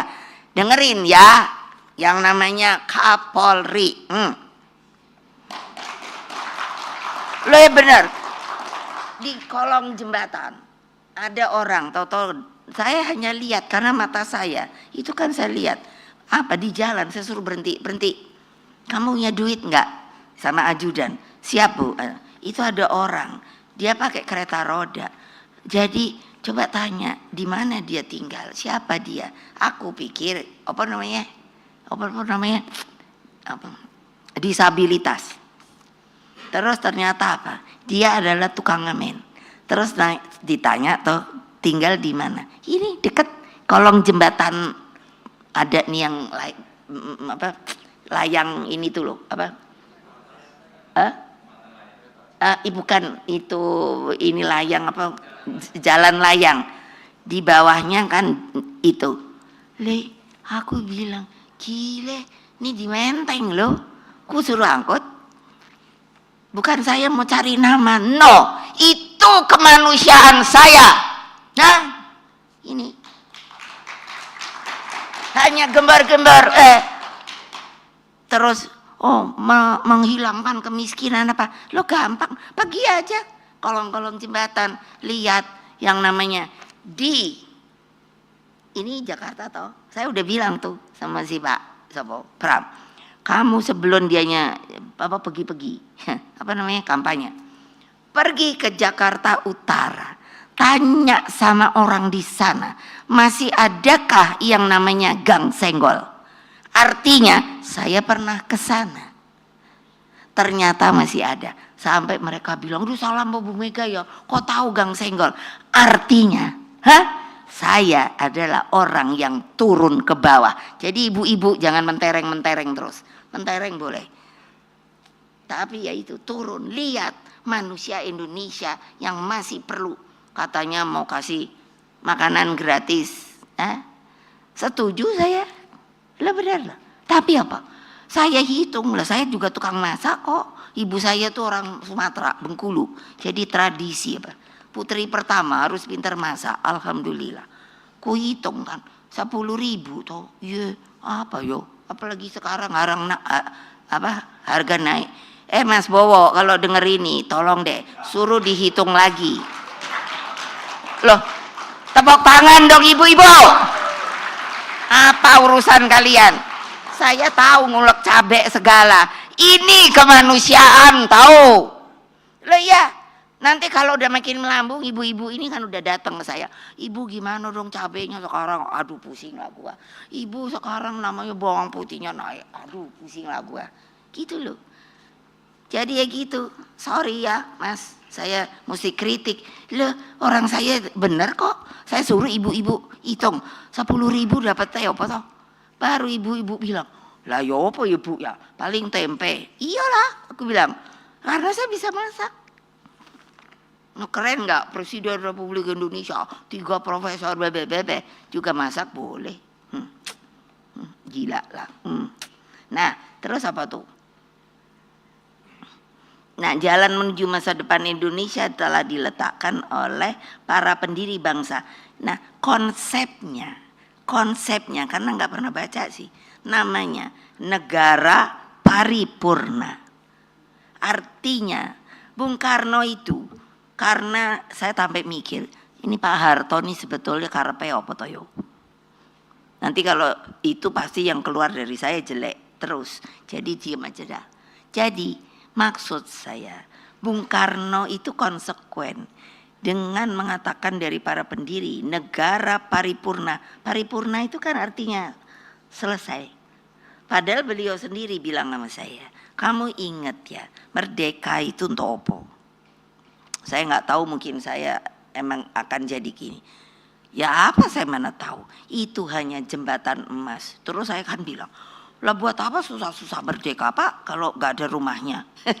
Lihat dong logika, hanya jembatan emas. Tapi aku terus koreksi, oh Bapak benar ya, kita yang suruh kerja ya, yes, untuk bikin namanya negara paripurna itu. Loh, kalau Majapahit aja, kalau lihat dari ekskavasinya keluar kan yang namanya ini dari emas-emas cincin lah opo.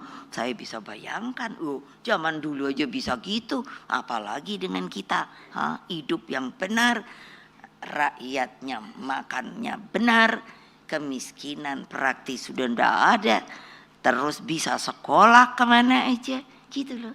Kapan mau selesai? Itu pertanyaan saya. Itu paripurna. Makanya ideologi Panca itu sangat visioner. Demikian halnya konstitusinya. Perumusan kalimat dalam pembukaan dan seluruh pasal-pasalnya sangat bernas. Desain masa depan Indonesia telah dinyatakan dulu. Ada orang supaya lihat fisik, namanya gedung pola. Sebagai cerminan konsepsi pola pembangunan semesta dan berencana. Bayangkan, Bung Karno itu memang visioner, makanya saya pikir, mengapa dia menjatuhkan Pak Harto, Bung Karno? Sampai dibuat begitu. Siapa di belakang dia? Saya nggak mau ngomong, saya tahu. Terus apa? Itu pola pembangunan semesta berencana itu, makanya sudah digambarkan di gedung pola yang sekarang masih opo enggak itu. Lah ya. Nah itu kan. Jadi apa coba? Yang membuat zaman Bung Karno 600 doktor. Kami sudah suruh bedah. Kalau jelek dibuang. Kalau bagus diambil. Semua menyatakan itu apa? Bagus semua. Kenapa nggak dijalankan? I don't know. Sampai sekarang yang saya bilang pocong-pocong. Loh apa tiap presiden dulu nggak berkehendak untuk menghilangkan kemiskinan? Iyalah. Lah tapi orang di kandang kambing aja nggak kelihatan.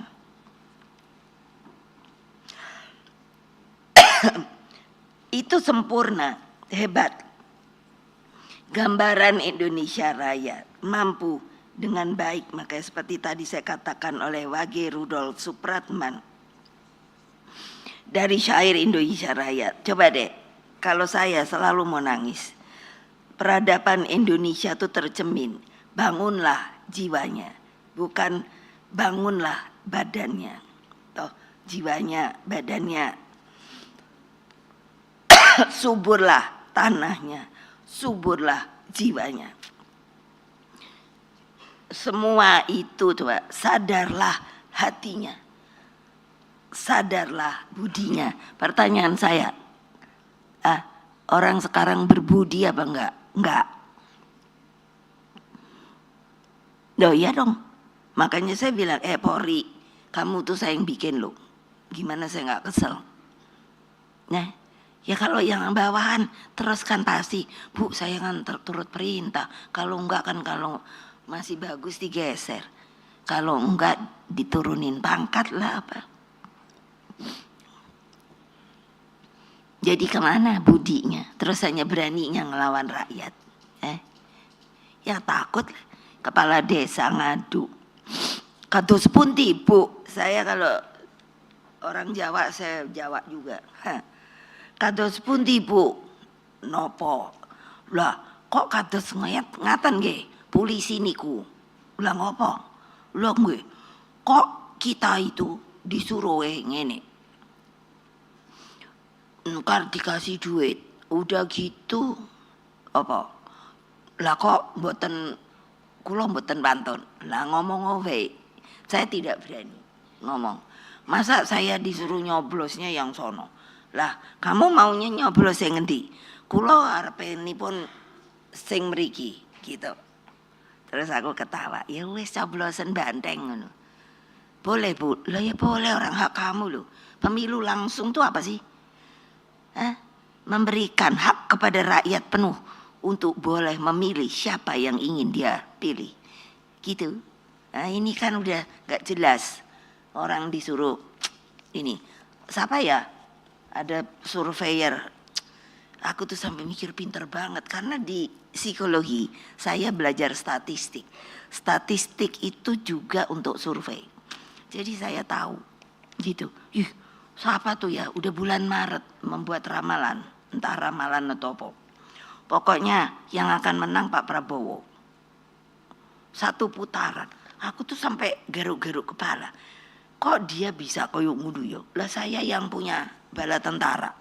Saya ketua umum partai. Sah.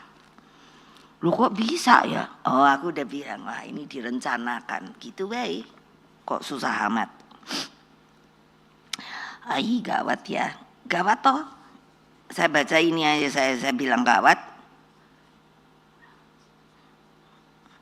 Nah ini udah di baik-baik diomongin setelah reformasi. Karena dianggap kalau presiden keliwat lama gitu kan. Nah udah oke. Kita putuskan.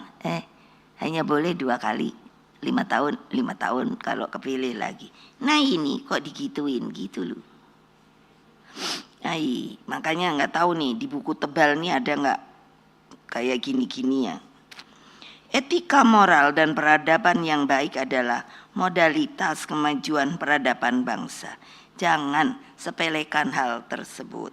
Sejarah mencatat bagaimana ketika etika dan moral kebenaran itu hilang, diabaikan, dan hukum jauh dari keadilan, maka yang ada adalah nanti tirani kekuasaan.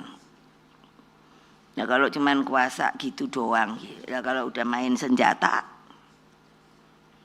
watak tirani ini kini berubah bentuk menjadi otoritarianisme baru. Meskipun dibungkus dalam wajahnya yang nampak santun dan populis sekalipun.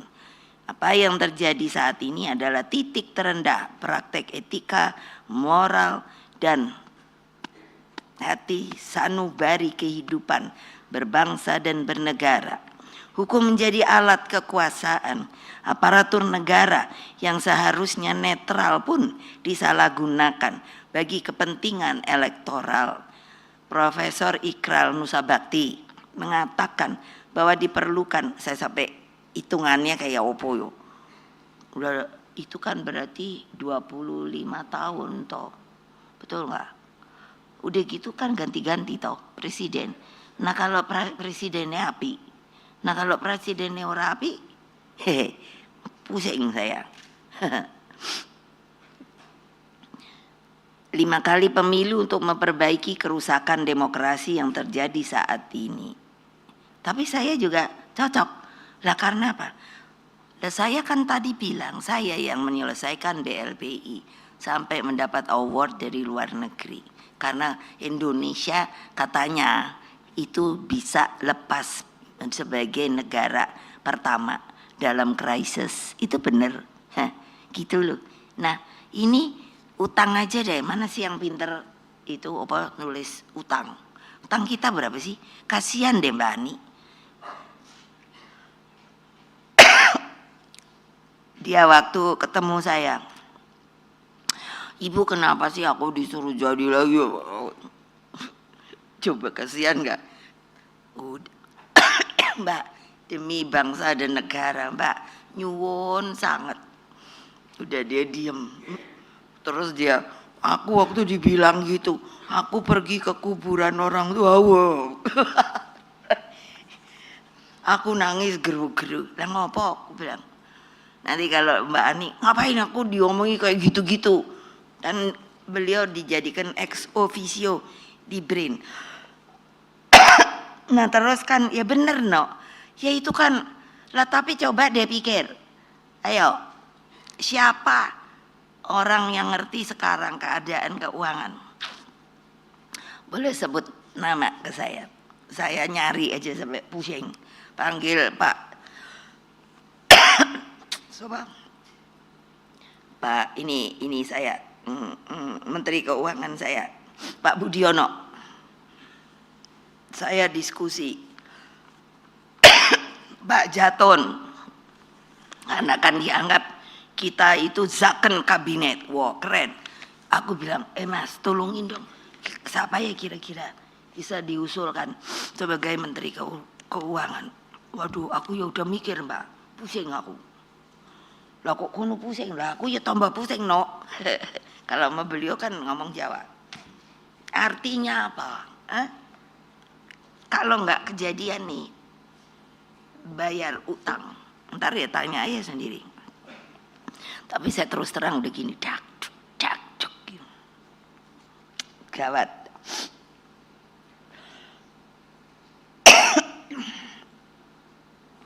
Nah, terus ini Pak Sukidi itu ada tuh. Terus menyerukan betapa bahayanya watak kekuasaan otoriter populis dengan ambisi kekuasaan yang begitu tinggi. Sampai Butet aja, aku bilang sama Mas Butet, ngapa kono ya main-main politik ngono lho. Lah saiki ya perlu seniman ya main politik, Mbak. Ya wis karepmu lah. Lah saya sama dia kan sobatan. Iya, nah makanya dia bikin nih. Saya disuruh nonton terus. Ah, kono aku kon nonton terus. Apa isine gitu. Terus kan, yo ngono lah, ya ngomong seto, kan gitu. Ini ojo nguntal negoro. Lah benar, sampai civil society. Tadinya kan bungkem, aku pikir ki negara apa aku sing duwe dhewe ya ngono. Iya, ngomong aja aku. Itu. Akhirnya mulai daripada ngikut bersuara. Alhamdulillah, terima kasih.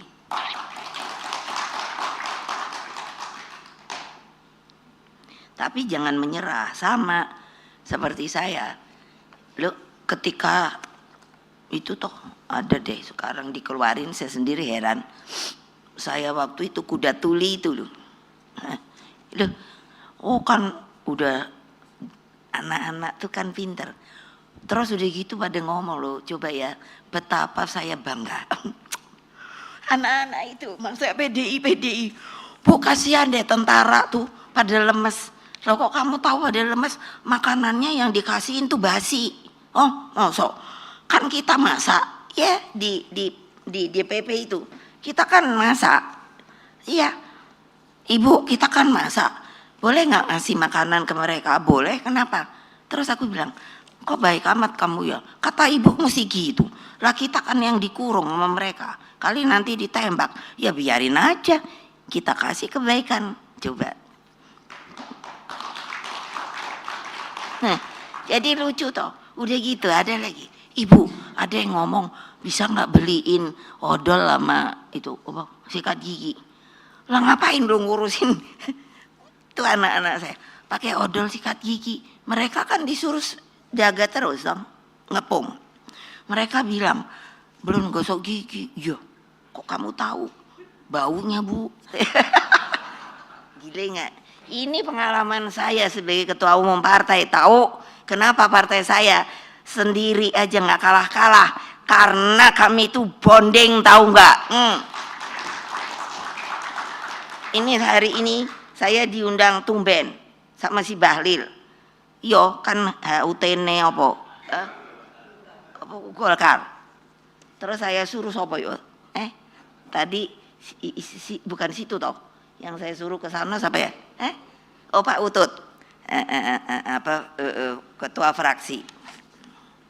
Terus aku tuh mikir, aku bilang Mas Hasto, aku diundang ke Golkar.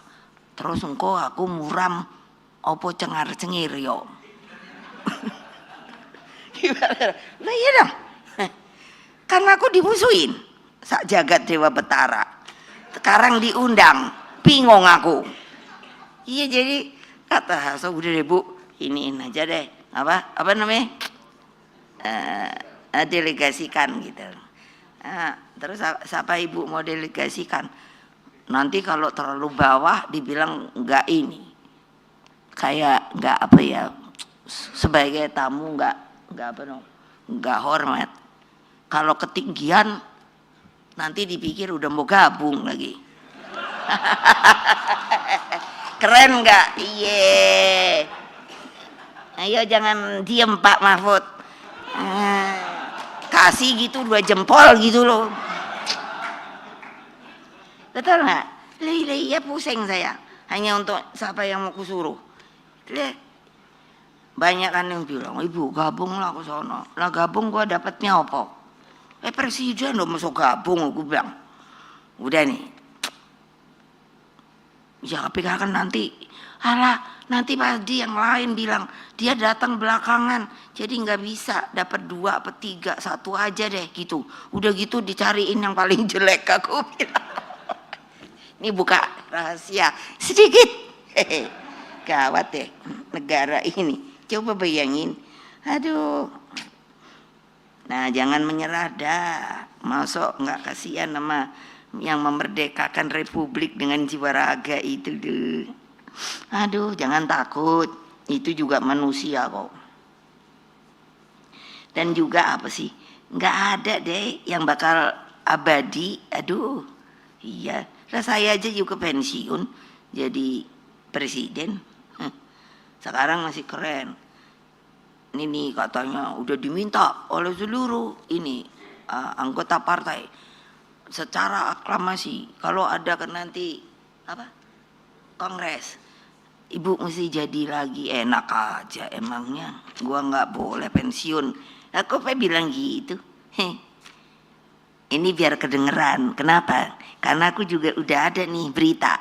Nanti di kongres karena sekarang kurang bisa berhasil, katanya di kongres juga mau diawut-awut.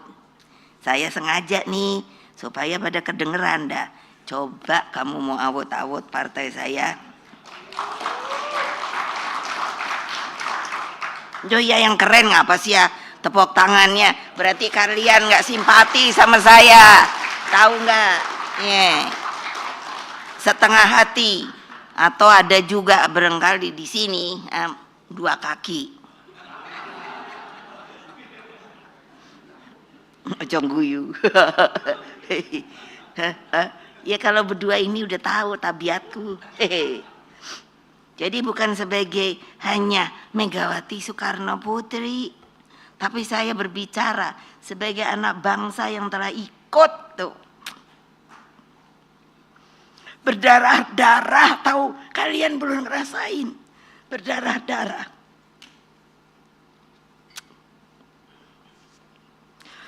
Udah soalnya nanti bikin nangis.